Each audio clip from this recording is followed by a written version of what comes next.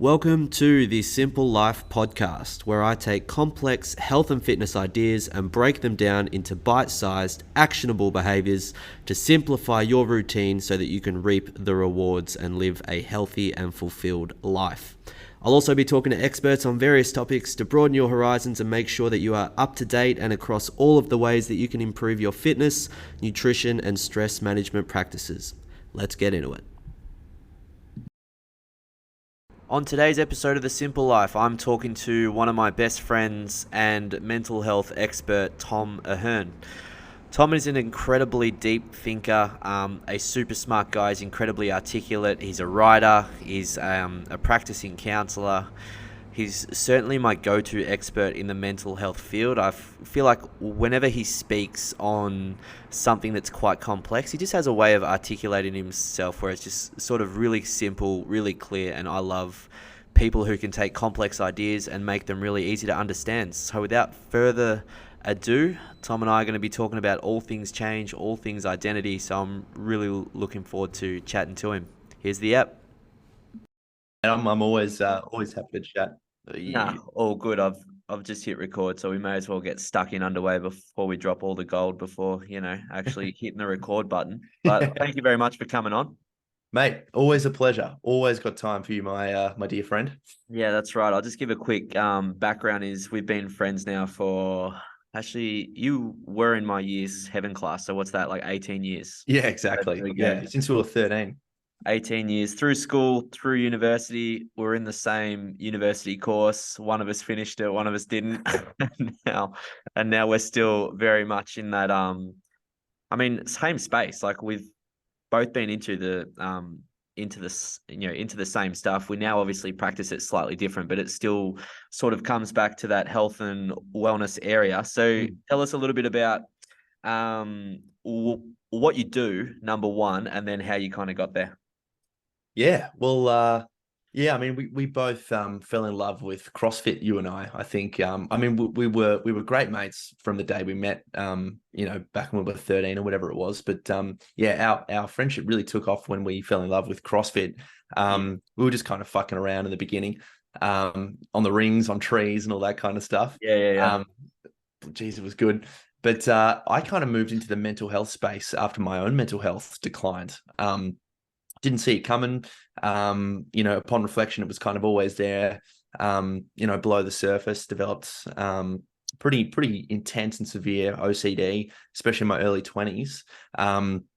But this kind of need to understand myself turned into a love of psychotherapy. As distinct from psychology. Psychology is much more about understanding the science of the mind, and psychotherapy is probably a little bit broader than that in terms of the art, and it takes on a bit more of a humanistic approach. But I basically work as a counselor now. Outside of work, I do a lot of writing. I love to write. I've been writing ever since I was about 10 years old, and record podcasts as well. But yeah, primarily I work as a counselor. I do a lot of stuff in the existential spheres, so helping people kind of find meaning and purpose in their lives when they're navigating life challenges. A lot of grief and bereavement counseling as well. Kind of how do you find a sense of self when you've got that groundlessness upon the death of a loved one or whatever. And relationships as well. I feel like there's a really wonderful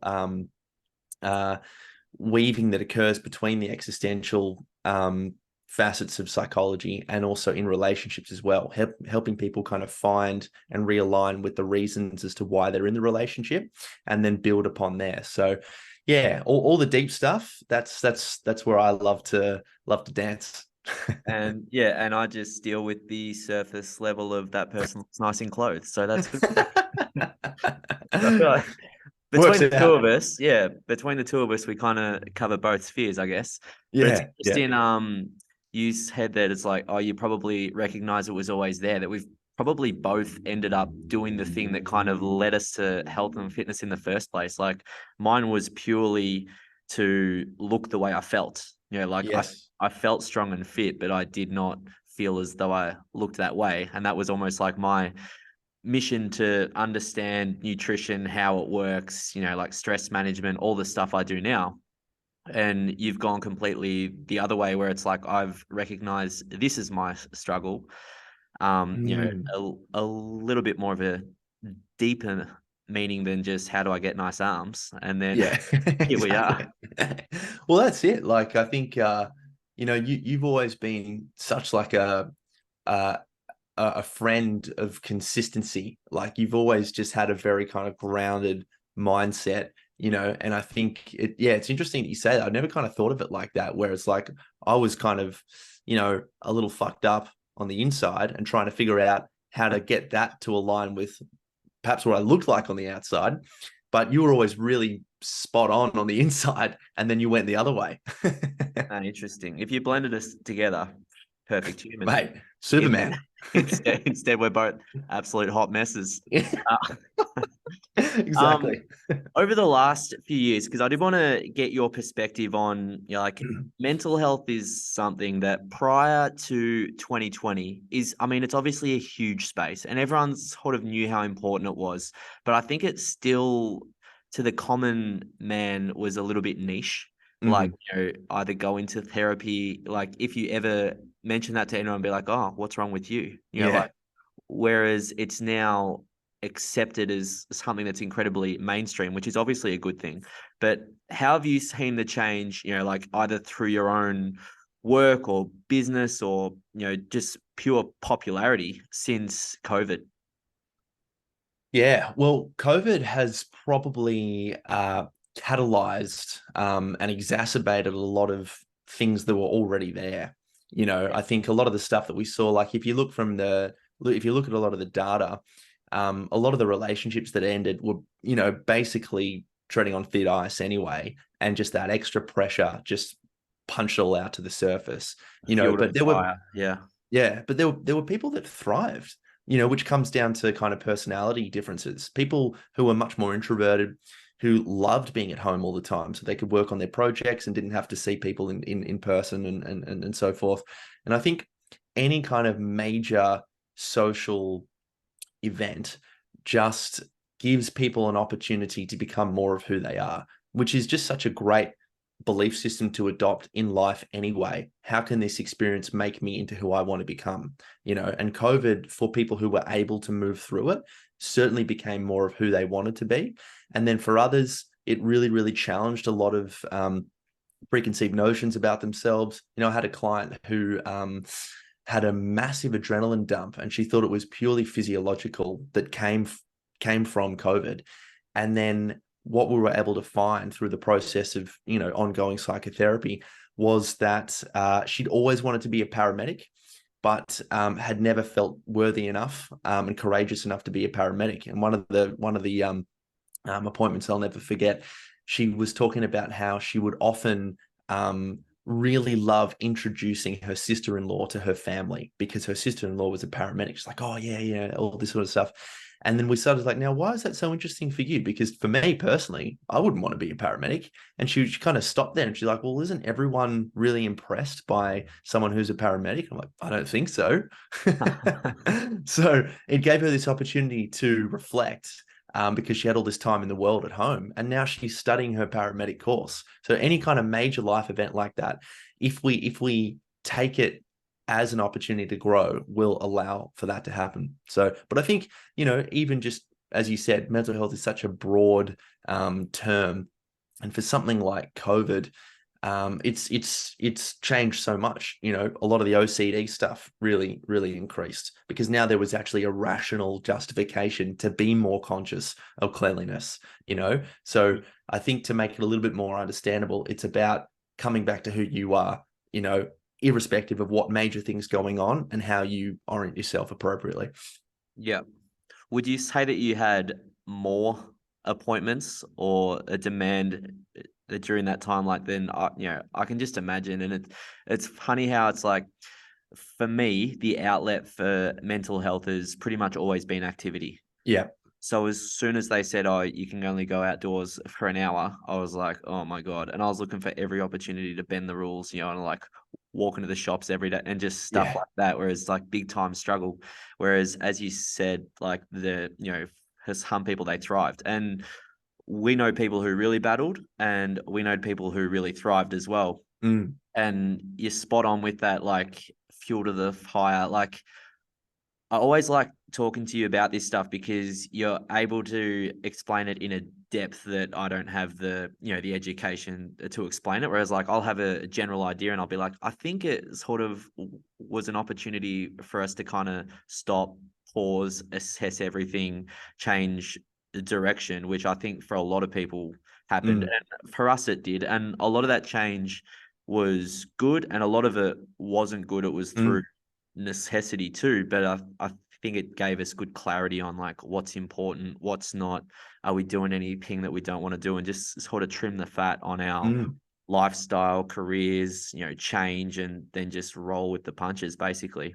Yeah, yeah. Well, that's it, man. And I think one of the reasons why I love existential psychotherapy so much is because it's exactly what you just said. It's forced introspection, forced contemplation, and we don't want to have to wait until these major things occur for us to do that. But it is often the case that that's what happens, And the analogy that I'll often give to people I'm working with is like, for so long you've been standing on an island, and now you're recognizing that island is going under, and it's forcing you to have to swim out into the middle of the ocean to try to find the next island. But the thing is, it sounds to me like that island you were standing on wasn't just created by you. It was created by a whole bunch of different forces, whether that be trauma, social circumstances, limiting beliefs, whatever it is.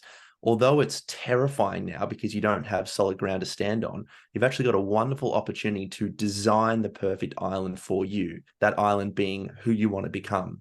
So it is terrifying. And I'm offering you the chance to step into that fear because it's going to get you to where you could never have possibly imagined being if you just hang out here long enough. And that's what COVID did.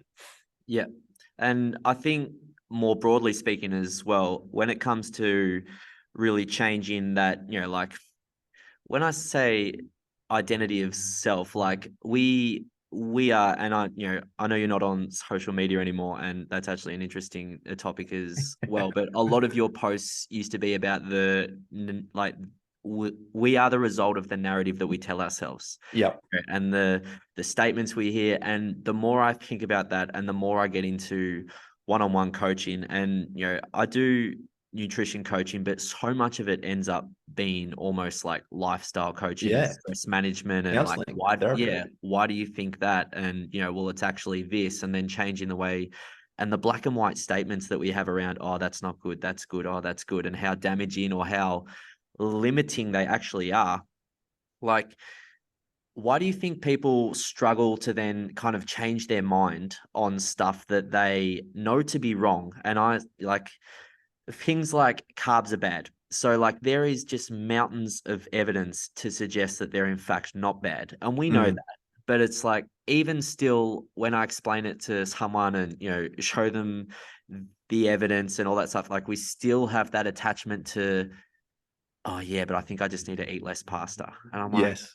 how can we, in the face of such indisputable evidence, still not be able to embrace a new idea and like push forward with that as absolute fact? Yeah. Like I think I've tried to really think about this and give, because that question comes up a lot. And I think it's really helpful to give people really simple reasons. And I actually think it's because of a lack of time. And I know that sounds really weird, but thinking actually takes up a giant amount of cognitive resources because when you're thinking, you're not just accepting old ideas. And the Yeah. reason we accept old ideas is because it saves energy. And what we are fundamentally is an animal that's designed to survive. So the best way that we can continue on when we have limited resources is to preserve that energy. So thinking That actually almost like, requires, yeah, just pause that. Is that almost like, you know what? I'll accept the wrong idea though, because I know that to be true and I'll deal with the consequences of that in my own life, as opposed to potentially take the risk on a new idea and open myself up to like to maybe a challenge or a result that I'm not 100% clear on. Yeah, so I think a lot of it is subconscious, but I think it's important to give the devil his due. Like if you're saying, well, why are you just doing this that you know you shouldn't be doing the whole time? You can Yeah. actually flip that and go, what's the reason that you're not doing it? There's obviously value in it, otherwise you wouldn't be doing it. So Yeah. why are you doing it? And then, and probably in a nicer way of saying it than that, Yeah. and I can see this in my own life. Like, why do I do the things that I know I shouldn't do, but I do them anyway? And it's like, well, it's because it's easy. Yeah. And why would I do things that are easy? Because then I don't have to think. I don't have to change. I can just stay being me, even though it's causing a massive amount of suffering. So what we can actually think about there is two ways of approaching it. How do I make it less easy, or how do I make the change easier? Yeah. Because at the end of the day, it really can be that simple. Like one of the issues that I really had when I was getting into this is I love deep analytical psychology. I love thinking about very, very deep ideas. But people who were coming to me couldn't give a fuck about that. They just Yeah. want to get from point A to point B. Yeah. So I had a really tough beginning as a counselor, wanting to explore these ideas with people. Would be like, dude, I just want to eat less pasta. Right? Yeah. To your point. So if you can think about it in a really simple way, you're probably not doing the things that you want to be doing, because there's actually a lot of value in staying who you are. So if you start to explore that area and Yeah. making the challenge of change less difficult, then we might actually be able to get somewhere. Yeah. Well, I ask people now what they think is almost like a trick question, but I say, they'll say, oh, I'd like to lose 10 kilos, or I want to get fit and, fix up my knee, like all that Mm, sort of stuff. And I say, okay, well, what would be a benefit to not changing? mm, And they mm. look at me like, Eh? well, what do you mean? I was like, Yeah. I don't know if I fully understand that, because I'm here to Are we on talk the about clock? change. And I'm like, yeah, but why wouldn't you do it? And they're like, I don't know what you mean. I'm like, well, we're going to have to make changes to your lifestyle, and you're going to have to bring a lot of the subconscious into the conscious. And as you said, think about it a bit more. And there's Mm. going to be a heightened sense of awareness around those 3 p.m. Kmart calories that I talk about, like your hummus and crackers and stuff sneaking in.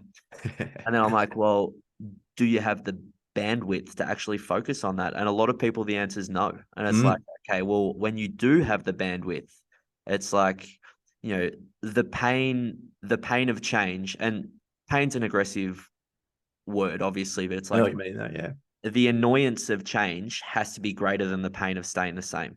Mm. Mm. Has to be less than, I beg Mm. your pardon, than the pain of staying the same. Otherwise, it's not going to happen, because as soon as stuff gets turned upside down, or we get busy with work, or we get busy with kids, it's like, oh, stuff it. Yeah. Because Yeah. I'm not in that bad of a position in the first place. Well, that's another great point too, because if they have a real answer like that, if you say, well, what's the value in not changing, and they say, well, this, and this, a really great question can be like, honestly, this is not a loaded question. Why do you want to lose 10 kilos? Because maybe that's the wrong goal, you know? Well, it's always like, that's always the material measurable goal, but the goal's not to be 10 kilos lighter. Yes. Yeah. The It's goal to is feel a certain to way. feel better, to Mm, look better, to get attention for something, to feel more desirable, like all sorts of deep things that that people don't necessarily want to tell their personal trainer, which is fine, and totally. it's up to us as professionals to develop that kind of trust, that people feel comfortable, saying that. Yeah. But yeah, the goal is never to lose 10 kilos. The goal is to feel the way that losing 10 kilos might help you feel. Exactly. Yeah, But exactly. it never can't, like, just dropping 10 kilos on the scale isn't going to help that if you're not actually doing other stuff around it. And you would know that all the time. It's like, you see people who, I thought that I would feel X way, but the joy is actually in the challenge, or the process, or the feeling of accomplishment, or doing something hard that not many people are able to do, like to Yes. lose weight and then to maintain that loss, or to get fit and then to maintain that fitness, puts you in the minority. And I think it also comes back down to this idea of goals being set not based upon what you want to do, but acting as a reflection of who you are. There's a great quote. It's a really wonderful book called Mastery. And this guy was looking at all of these really, really impressive NBA superstars. And you think about what they're doing, especially you think about like what Kobe Bryant used to do and what Michael Jordan does, just Mm. absolutely like mentally unstable, Oh, level of completely just unhinged. obsession. Exactly. Yeah. Like, And it's like, why would anyone do that? And that's not the right question. The right question for all of us is, who are we? How do we want to express who we are out in the world? When I sit down to write, you know, it's not because I want to be this incredible author or this blog writer, mm. whatever. So obviously, that would be wonderful, but I don't really know a better way to pass the time than writing, you know, and it's just who I am as a person. I would love it to, I would love to have the capacity to do all different sorts of other things, but I just don't. So I think a lot of this is about discovering yourself, and then the goals can come from that. Now, like an important question is like, sure, but if I just love eating shit food all the time, that's just who I am, man. What the Yeah. fuck? Yeah. It's like, well, I mean that's a bit of a nuanced conversation to have, but so much of like achieving goals is about setting the right goals. Mm. Yeah, for sure. And like, I say that all the time. Is like, I don't think people actually understand, and this is, this is a responsibility on like high achievers or the people involved with those seriously high achievers, like just quite how not miserable, but it's like just because they can do it doesn't mean it should be a goal. And it's the same with like Yeah. in the fitness space is like, oh, I'd love to have a six pack. I'm like, would you really? Because I Yeah. bet if I explained what it actually takes to get to there, you'd be like, nah, that sucks. And I'm like, well, that's Yes. cool, but as long as you have absolute clarity on what it's going to take, because I think a lot of people carry around these ideas of what they feel they should look like or what they think they should be able to do Mm. without actually having the knowledge on what it takes to get there, or the fact that in our case, it's like, no, these people are just the genetic tip of the spear. And in fact, Yeah. as a mother of two who's 38 years old, who works full time, maybe you shouldn't have a six pack. Yeah. And Yeah. also, maybe it's nearly impossible for you to have a six pack. And if you did have a six pack, you'd be horribly malnourished Yes. in a And really and and that terrible and state. sad, disappoint. I mean, that thing about Michael Jordan is we only want the good parts of being Michael Jordan. We don't Yeah. want to be a bully. We don't want to be massively OCD. We don't want people not to like us. We don't want to have no Yeah. friends. Have an estranged relationship with your own kids. Right. Like Right. and it's the same with Muhammad Ali too. Like he's the glory of the boxing and the amazing trash talk and how charismatic and the incredible insights into being a black man in the 60s in America Yeah. and Yeah. how well spoken he is, but he's been married 5 times and has Parkinson's. So it's like Right. maybe there was a little bit of a trade-off there. Exactly. The opportunity cost, I think, is a really important consideration that, unfortunately, probably a good segue here, but social media never really wants to highlight for us, and I think to, Nah. to your point that, single mum of two or whatever it is, it's like just being bombarded by wonderfully photoshopped, good looking women just gives Yeah. a really unfair idea as to what human beings look like, Yeah, or what you should look or like. what you should look like. You should look like how you want to look. Yeah. So like I was explaining it to someone, I'm like, your social media feed is the Olympics. Yes. Is like when you flick on Instagram, you are seeing the top 10 in the world 100-meter sprinters. Yes. You should never look at them and be like, oh, I think I would love to go to the Olympics. It's like, oh yeah, at what? Like Yeah. we all know that we're nowhere near the Olympics. And to anyone listening to this, if you think you're near the Olympics, you need to think again. But it's like, Unless like, you have just competed at the Olympics and, yeah, yeah. well done, by the way. Unless you've got your flights booked for Paris or wherever Yeah. the Olympics is. But it's like that is so far away from what you should be aiming for or what you're even capable of that it's not even worth worrying about. Mm, mm. It's just It's so it's hard to unrealistic. blame the individual for those sorts of social. Like I've spent a bit of time thinking about this. There's a friend of mine who's written a couple of big books, and he's much more kind of left wing in the sense of, if we want this change, it can't come from the individual. It has to come from individuals banding together and Yeah. creating that social change. Yeah. And I think people who are perhaps more conservative don't like that because there's no real agency in that. It's like, if you want change and you want to feel better about yourself, you have the power to do that. And that's great. Yeah. It's hard because there's that responsibility, but it's hard. But then at the same time, it's like billions and billions and billions of dollars spent every year on trying to make you feel bad so that you'll buy things. It's very hard to just meditate more to feel better. Yeah, it's the same with the obesity thing, right? It's like how much of it is a responsibility to you, the person, and how much of it is a responsibility to your environment. And the fact is, for each individual case, it's completely different. Yeah, exactly. And I think that it's largely down to people's environment and education and upbringing, and so much of it comes down to that socioeconomic Yeah. sphere, or where you live, or who your parents are. Like, you can't choose them. Like what they fed you as a kid, all that sort of stuff. And the more we learn about it, the less emphasis I think there should be placed on individual responsibility. Because if you wake up at 26 and you're morbidly obese and now you're an adult and it's like, oh my God, like this is a hard road back here. You're so far behind. Yeah. Yeah, exactly. And the same for social media. You're spot on. Like, I do firmly believe that there has to be a point where you take ultimate responsibility. But up until that point, you are largely a victim of what you see and what they tell you to think. We know how impressionable kids are, and Massively. adults, Yeah. It's not Oh, like yeah. you hit an age where it's like, oh, now you need to think for yourself. It's like, well, actually, this is actually a really difficult hole to come out of now. And now, who do I trust? Why do I Exactly. listen to you? Why do you know what you're Yes. talking about? Yes. Yes. Yeah, no, social media is a really tricky one. And I think like so much of it comes down to self-confidence. Yeah. But if you've never shown any competence in a subject, why the hell would you have any confidence? That's exactly right. That's exactly right. It's one of the reasons why I got, I'm still on YouTube. I still put my podcast on there, Yeah. but Facebook and Instagram, I got rid of a couple of months ago now. And I felt the withdrawal. Absolutely. I felt Oh, isolated, lonely, but what it has given me again now, and it was probably just because I couldn't handle it.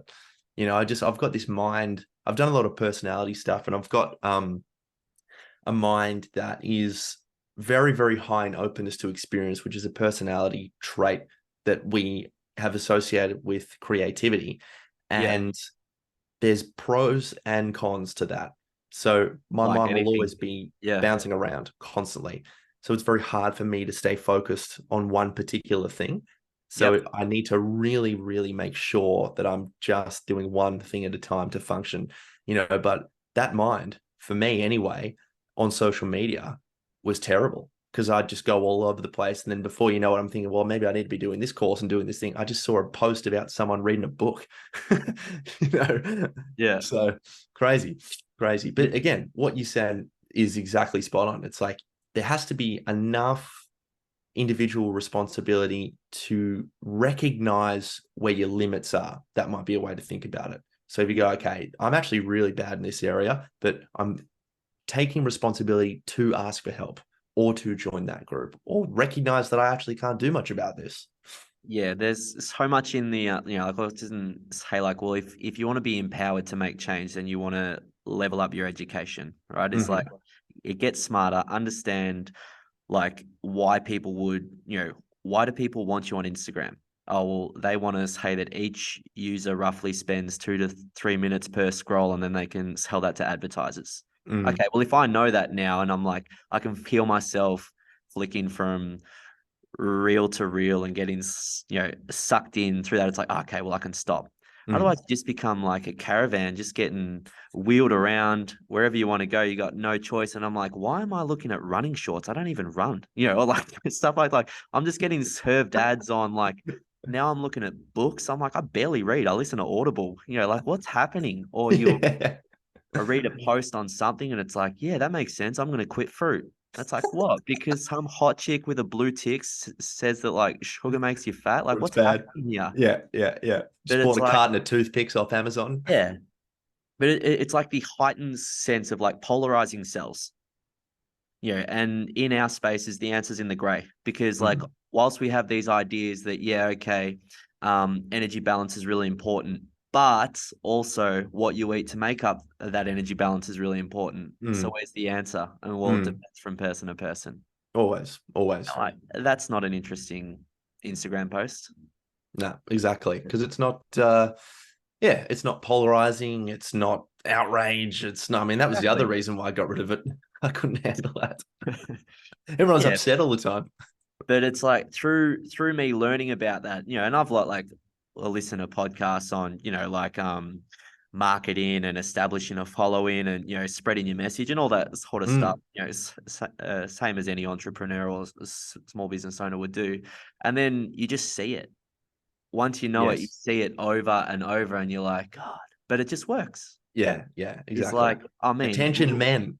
yeah, like look at the bloke, what's his name, who eats the bull testes, a living Oh, yeah, exactly. That exactly.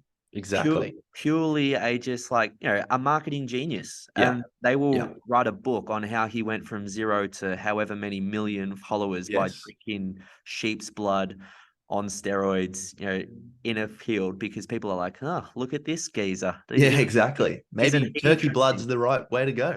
Oh, it's the same as anyone who's grown to any kind of prominence on any kind of field. As long as your ideas a little bit weird, but Mm, not weird enough where we don't believe it, yes.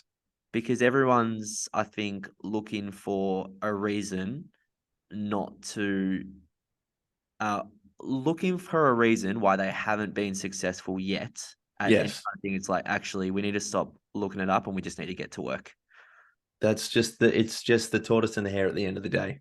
You know, we do not want that to be true, but it is true. It's Yeah. just slow and steady wins the race, Yeah. But then it comes back down to I really believe that you've got to like I really think that life is like climbing a giant mountain. And a lot of us stand at the base of it going, okay, which way is the best way to climb? And you can only figure that out by climbing and failing. And you'll get up there and you'll nearly get to the top and you're like, oh, fuck, dead end. And you go back down. But now there's one less path. So you can tick that off. You go, that wasn't the right door to open. 399 left. So just keep trying.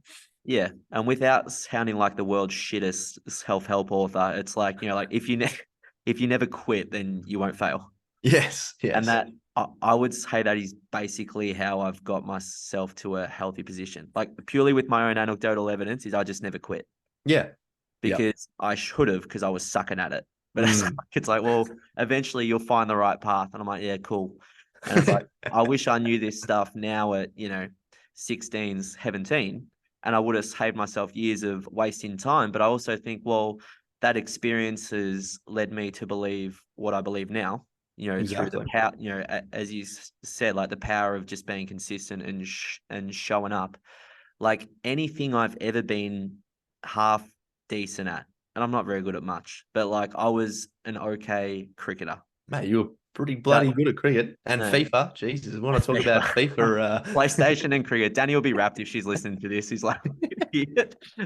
Mate, you're pretty bloody good at. I reckon you're a But it's weapon at like, FIFA. well, I just got to training early. Exactly, I just, exactly. I Because you just loved liked it. it. I You just loved liked it. it. I was like, Yeah. I enjoyed the process, and it's the same as the gym. Like, I'm not very strong. I'm not very fast, but I do it, You enjoy it. and That's it's just it. like, yeah, just like people always think there's some kind of talent, and I'm like, well, the talent is just recognizing that the reward is 3 months away if you're consistent enough. And that's why I'm such a big believer on, taking all of the guesswork out and coming back down to what you enjoy doing. If you Yeah. enjoy doing something, you're going to do it more than other people. And when you do it more than other people, you'll be better than other people. But if you really enjoy it, it won't be about being better than other people. It'll just be that will be play for you, you know? Yeah, there'll be no pressure. No, it's just fun. It's just fun. For me, it's just fun to write and learn, about different ideas in psychology. And maybe when it's not, you know, that'll Mm. be it. That'll be something else.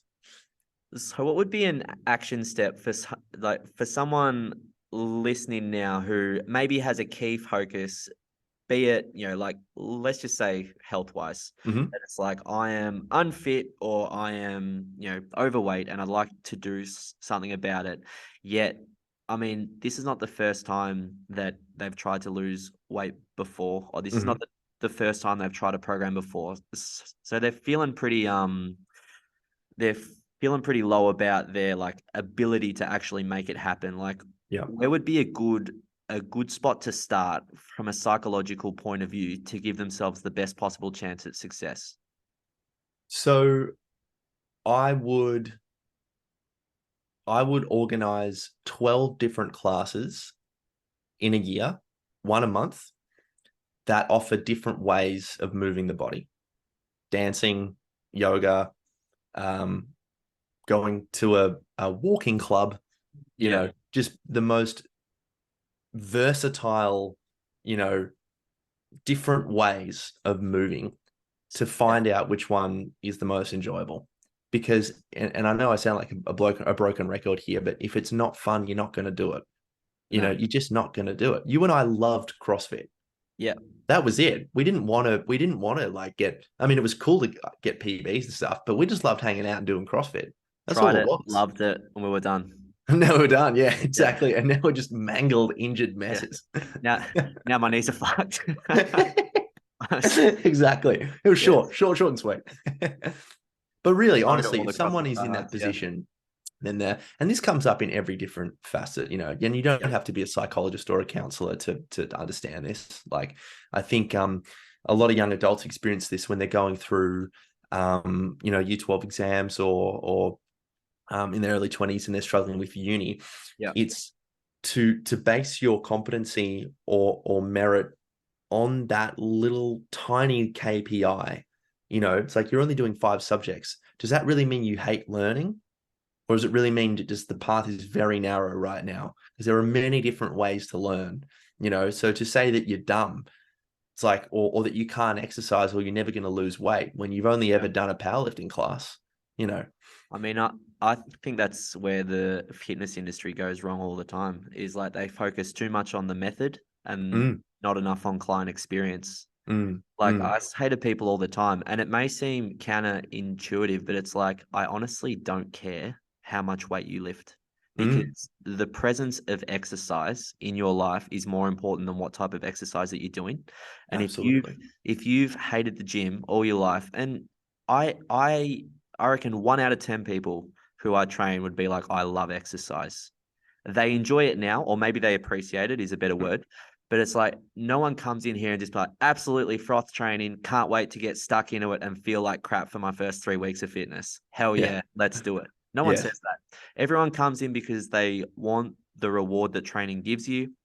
They've read that they will have more energy, they'll be stronger, or like as people get older, it's a little bit more like restorative or Mm. preventative in regards to medicine, which we're all for, and it absolutely is that.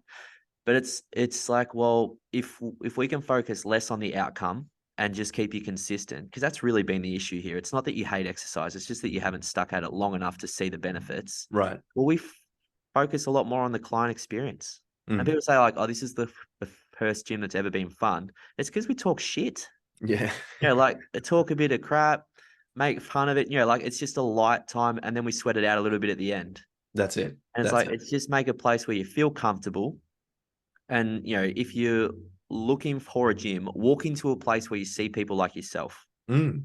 So like, Mm. Mm. I mean, obvious one, I wouldn't go to Fernwood, but I'm also not allowed. But it's like, I wouldn't go to, like, I wouldn't go to, me personally, I wouldn't go to a Zumba class. Why Right. not? Because, I mean, I can think of better things I'd rather be doing, and I don't really want to dance with middle-aged ladies. And that's okay. Yes. You do want to do that, but that's not for me. I'll go Yes. to a place where I know I can get the outcome I want, and I see people in there who are just like me, and it's a community of people just like me who have the same challenges that I do, and I can get, like inspired by them.